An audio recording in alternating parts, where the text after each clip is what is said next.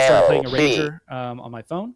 I picked it up through Netflix, which was very cool. I hadn't actually ever experienced the Netflix experience on my phone, and I subscribed. My wife wanted to watch, I think, Emily in Paris, which is coming up, and the Live to 100 series. And so no, it's the Olympics. The Olympics are in Paris. Not Emily. That's right. Yeah, you got it wrong. She's at the Olympics in Paris. That's what it's probably about. That would be wild, wouldn't it? If it's just this season on Emily in Paris, like a fever pitch version of it. Emily watches the opening ceremony and loves it. That's right. But what struck me is, Arranger's great. I'm playing it. It's I think I'm through the tutorial. Very, very cool puzzle mechanics. I know Jeff was really excited about it when he talked about it on the show.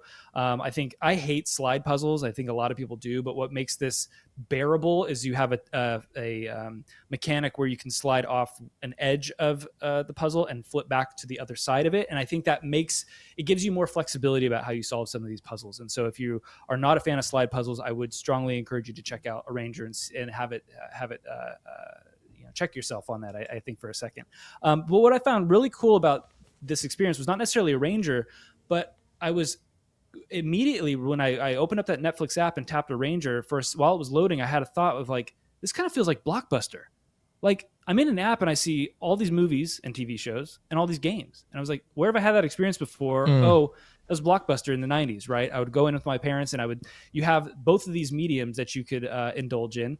And that's what this felt like. And I felt like that was very unique. And I think streaming or Netflix or whomever they've said, they've probably felt they are the new Blockbuster. That is what Blockbuster is now, is streaming for the past decade or two, or even getting discs in the mail. But this, I think the pairing of the movies and TV and games really kind of felt like that experience that I had back in the 90s. It was sort of a trip, and maybe I'm overthinking it, but I had never kind of felt that I hadn't really felt that experience since the 90s.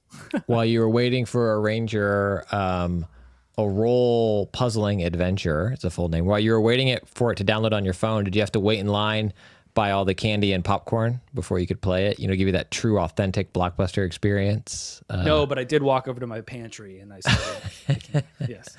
I have another confession on this episode, exclusive.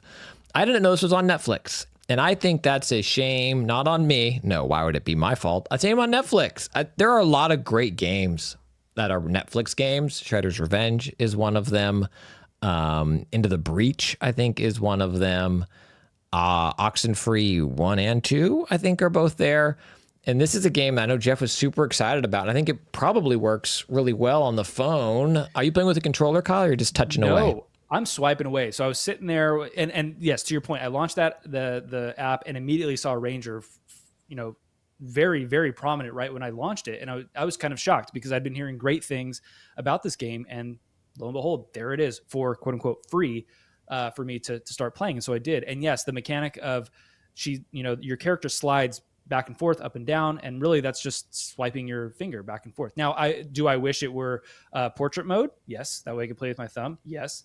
It is landscape only, I believe, but still the fact that you just need to swipe her back and forth, like, it's very natural for touch input, which I felt was also very, very cool. That's awesome. Arranger, a role puzzling adventure. It's out on Steam and other places, but also included with your Netflix subscription, should you have one. But I wanted to get your Arranger thoughts before we moved on to Kyle's next game. Sure. Yeah, I echo all the same sentiments. I played it on PlayStation 5, so no touchscreen or no touch controls. I really, really like this game. I was singing its praises coming out of Summer Game Fest, where I played a little bit of it, kind of like the first, basically that tutorial section that I think Kyle played through. So I had gotten further than I had played before. I think, you think, okay, it must be a one-trick pony. It does a lot of the same gimmicks, but it does expand the way that it uses that sliding puzzle mechanic. You do have to wrap your mind around the way that the levels or the tiles kind of fold back around each other. That's a super important thing to learn. It's also really important to learn that, you have to move kind of either down or up and then to the right and kind of cycle in like a circle, but a square, instead of just moving straight down or straight to the right, because there are different items on the level boards that will prevent you from sliding the floor below you, because essentially what you're doing is you're moving. If you're, let's say there's 4 tiles in a row and you're on the first tile and you move to the right, you're taking the tile that's furthest to the right and putting it behind you, and then you're in position 2. So then you move to position 3, and the tile that's on the farthest to the right then comes behind you, and then you move to position 4. So there will be rocks or things like that that will hinder your progress, and then other things on the tiles that would run into the rocks, for example. So you have to get those out of the way. A lot of the combat involves moving an object to defeat an enemy, like a sword. The sword is kind of the first thing you learn, so you have to move the sword to get it to the enemy to attack the enemy, but moving the sword will be on a tile in front of you, or a tile in a different way. So you're not really moving your character to attack the enemy, you're moving the sword. So you could be several tiles away, but still be moving the whole row or column to hit the enemy. So I think it's a really clever mechanic. I think the art is really beautiful in the game. They do a lot of really clever stuff with, you have the tiles arranged in different kind of sequences, and it kind of almost looks like a board game kind of path, but in the empty space, they'll fill it with beautiful art that's kind of giving you a sense of the environment you're in, the story you're telling, kind of showing your character going through a forest and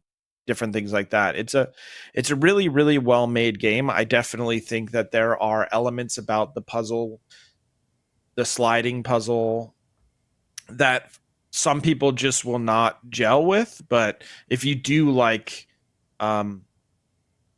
any kind of puzzling game, if you're a fan of The Witness, for example, or anything like that, where you have to kind of teach yourself the rules and then learn how to break them, it does that very, very well, in my opinion.